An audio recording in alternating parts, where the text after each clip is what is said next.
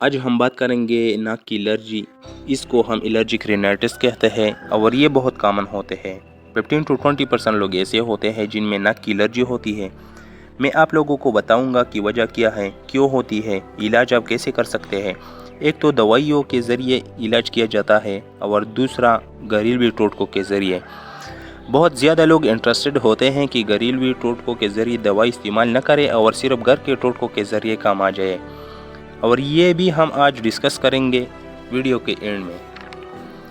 تو سب سے پہلے ہم ڈسکس کرتے ہیں کہ ناک کی الرجی ہوتی کیا. جب ہم ناک کے ذریعے سانس لیتے ہیں تو ہوا کے ساتھ ساتھ بہت ساری چیزیں ہماری ناک کے اندر جاتی ہیں.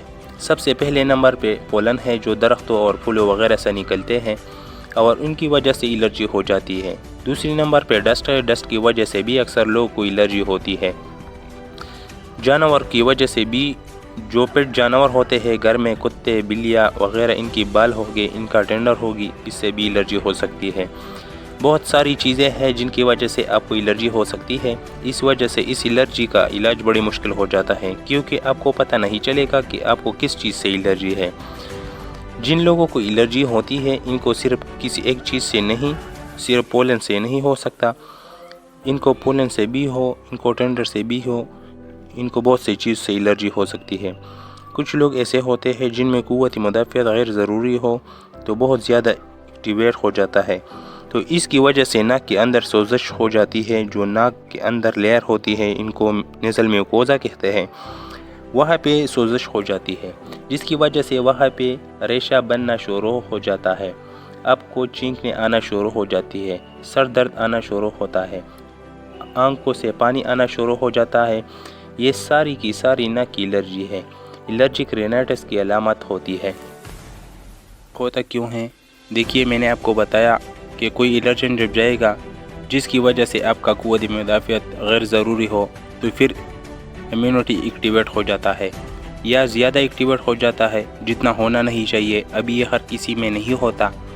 کچھ لوگوں کا قوت مدافعت ایسا کرتا ہے, اسپیشلی وہ لوگ جن کی فیملی ہسٹری ہو, فیملی کے اندر ایسے ممبرز موجود ہو, والدین میں یا دادا یا پردادا میں الرجی کا مسئلہ تھا تو ان میں ہو سکتا ہے.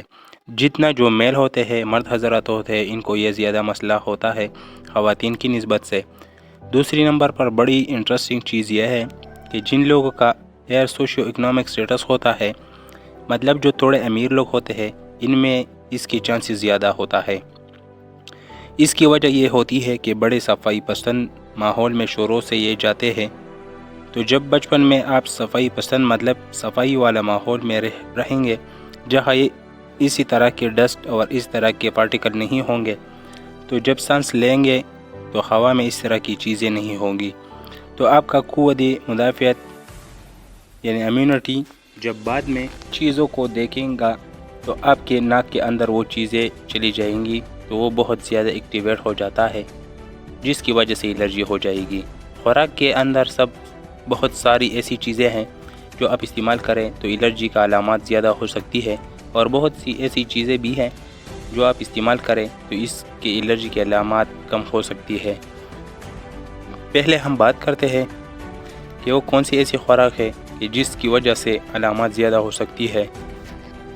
نمبر پہ ہے ڈیری پروڈکٹ. جو دودھ, دہی اس طرح کی چیزیں استعمال کرتی ہے تو ہو سکتا ہے کہ آپ میں الرجی کی ناک کی سوزش کے علامات زیادہ ہو جائے. اس طرح بریڈ استعمال کرنے سے, روٹی استعمال کرنے سے, کیونکہ ویٹ برو انفلیمیٹری ہوتی ہے, آپ کی جسم میں سوزش زیادہ کرتی ہے, تو کچھ لوگوں میں زیادہ روٹی استعمال کرنے سے ان کو الرجی کے علامات بہت زیادہ ہو جاتی ہے اور وہ ٹھیک نہیں ہوتی. اس کے علاوہ گوشت کا زیادہ استعمال کرنا اس کی الرجی کے ساتھ لنک ہے. اگر کسی کو الرجی ہے تو گوشت اگر زیادہ استعمال کرتے ہیں تو ان کا الرجی کا علامات زیادہ ہو سکتی ہے. اگر آپ کو الرجی ہے اور آپ ایسی چیز استعمال کرنے میں کمی کر دیں تو پھر نوٹ کر لیں کہ آپ کی الرجی کی علامات کم ہو سکتی ہے.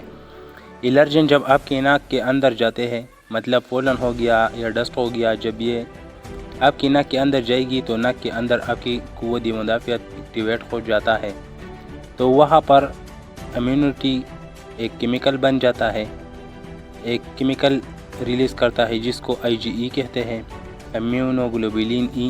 جب وہ زیادہ ہوتا ہے تو وہاں یہ مسائل آتا ہے. یہ بھی حلیہ ہوتے ہیں اسپیشل قسم کے، یہ سمجھ رہے ہیں یہ بم ہوتے ہیں، ان کے اندر ہسٹامین موجود ہوتے ہیں اور سائٹوکائن موجود ہوتے ہیں جو بہت زیادہ سوزش کرتے ہیں جب ماسل ناک کے اندر میوکوزا میں اندر والی لیئر میں جب پہنچتے ہیں جہاں پر الرجن کے اٹیچ کرتے ہیں تو وہاں پہ یہ پٹ جاتے ہیں اور ان کے اندر سے ہسٹامین نکلتے ہیں اور سائٹوکائن وہ سارے کیمیکل نکلتے ہیں اور وہ سوزش کرواتے ہیں۔ ناک کی الرجی کی یا الرجک رینائٹس کی دو بڑی اقسام ہوتی ہے۔ ایک سیزنل الرجی ہے، جب یہ خاص سیزن میں ہوتا ہے، اس میں وہ پولن گرین زیادہ بنتے ہیں، اس ٹائم پہ آپ کو الرجی ہوتی ہے۔ کچھ لوگوں کو سردیوں میں ہوتی ہے، کچھ لوگوں کو گرمیوں کی ہوتی ہے، لیکن وہی ٹائم ایک ڈیوریشن سیٹ ہوتی ہے، اس ٹائم پہ الرجی ہوتی ہے پھر ٹھیک ہو جاتا ہے۔ اور دوسری پیرینیل الرجیز ہوتی ہے، اس کو کرونک الرجک رینائٹس بھی کہتے ہیں، وہ آپ کو مسلسل رہتی ہے پورا کے پورا سال۔ اس کی تشخیص کلینکلی ہوتی ہے، ڈاکٹر کے پاس جانا ہوتا ہے، اس کے بعد وہ آپ کو بتائے گا کہ آپ کو الرجی کا مسئلہ ہے۔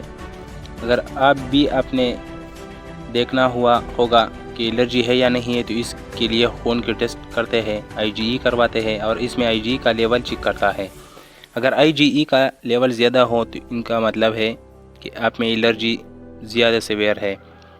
اور اس کے ساتھ ساتھ سکن پرک ٹیسٹ بھی کیے جاتے ہیں، اس میں آپ کے سکن کو ایکسپوز کیا جاتا ہے مختلف طرح کی کیمیکل کے ساتھ، پولن کے ساتھ، ڈسٹ کے ساتھ، ہر چیز کو آپ کے سکن کے اوپر لگاتی جاتی ہے اور پھر دکھایا جاتا ہے کہ اس کی وجہ سے ریئیکشن کیسا ہے، الرجی ہوئی یا نہیں ہوئی۔ اب آتے ہیں اس کی علاج پہ، تو اس کا علاج مکمل طور پر نہیں ہے کہ مکمل طور پر الرجی کو ختم کریں، لیکن اس کا مطلب یہ ہرگز نہیں ہے کہ آپ کا علامات ختم نہیں ہو سکتی اور آپ اچھی زندگی نہیں گزار سکے۔ اس کے علامات کو آپ کنٹرول کر سکتے ہیں تاکہ آپ کی سوزش کم ہو جائے اور آپ سانس آسانی سے لے سکیں۔ تو اگر آپ کو سیزن کی وجہ سے الرجی ہو، پولن کی وجہ سے الرجی ہو، تو آپ باہر کم نکلیں، ماسک کا استعمال کریں۔ دوسری نمبر پہ آپ ناک کے نتنوں میں ویزلین کا استعمال کر سکتے ہیں۔ جب ویزلین لگاتے ہیں تو اس کی وجہ سے آپ کے ناک میں پولن ڈسٹ جمع ہو جاتے ہیں اور اندر نہیں جا سکتے۔ اس کے علاج کے لیے دوائیاں بھی ہیں، جیسے اینٹی ہسٹامین لے لیں اور ڈاکٹر یا فارماسسٹ کے مشورے کے بعد استعمال کرنا ہے۔ بہت سارے لوگ ہیں جن کو اینٹی ہسٹامین میں کوئی فرق نہیں پڑتا، تو پھر بھی دو آپشن موجود ہے۔ ایک نیزل اریگیشن ہے۔ نیزل اریگیشن اسی طرح ہوتا ہے کہ پانی میں نمک ڈال کے اس پانی کے ساتھ ناک کو صاف کرنا ہے، ناک کو دھونا ہے۔ اور دوسری نمبر سٹیرائڈ ہے، وہ اگر آپ ریگولر استعمال کرتے ہیں تو اس سے آپ کا علامات ختم ہو جاتا ہے، لیکن یہ بھی آپ نے ہیلتھ کیئر پرووائڈر کے مشورے کے بعد ہی سٹارٹ کرنا ہے۔ ہوم ریمیڈیز کے بارے میں، گھر بیٹھ کے اس کے علاج کیسے کرتے ہیں، دیکھیے کچھ ایسی خوراک موجود ہے، ایسی چیزیں ہیں جو آپ استعمال کریں تو آپ کی علامات کم ہو سکتی ہے، کیونکہ وہ سوزش کو کم کرتی ہے۔ ایسی خوراک کا استعمال میں جس میں فلیوینائڈز ہو، فلیوینائڈ میں بھی کارسیٹن ایک فلیوینائڈز ہے جو آپ کی سوزش کو کم کرتی ہے۔ اور ماسل کو وہی حلیے جو میں نے آپ کو بتایا تھا، بم ہوتے ہیں، وہ ناک کے اندر میوکوزا کے اندر جا کے پھوٹ جاتے ہیں، اس سے ہسٹامین بھی نکلتے ہیں اور ایسے کیمیکل نکلتے ہیں جو سوزش کرواتے ہیں۔ یہ جو فلیوینائڈز ہے یہ ان ماسل کو اسٹیبلائز کر دیتا ہے، ان کو ٹوٹنے نہیں دیتا۔ جب ماسل ٹوٹتے ہی نہیں تو ہسٹامین نہیں نکلے گی تو سوزش نہیں ہوگی۔ اب یہ فلیوینائڈز موجود کس خوراک میں ہے، جیسے سیب میں، انگور میں، بیری کے اندر یہ اچھی مقدار میں موجود ہوتے ہیں، اس لیے سبزیوں کا استعمال کریں اور پھلوں کا استعمال زیادہ سے زیادہ کریں۔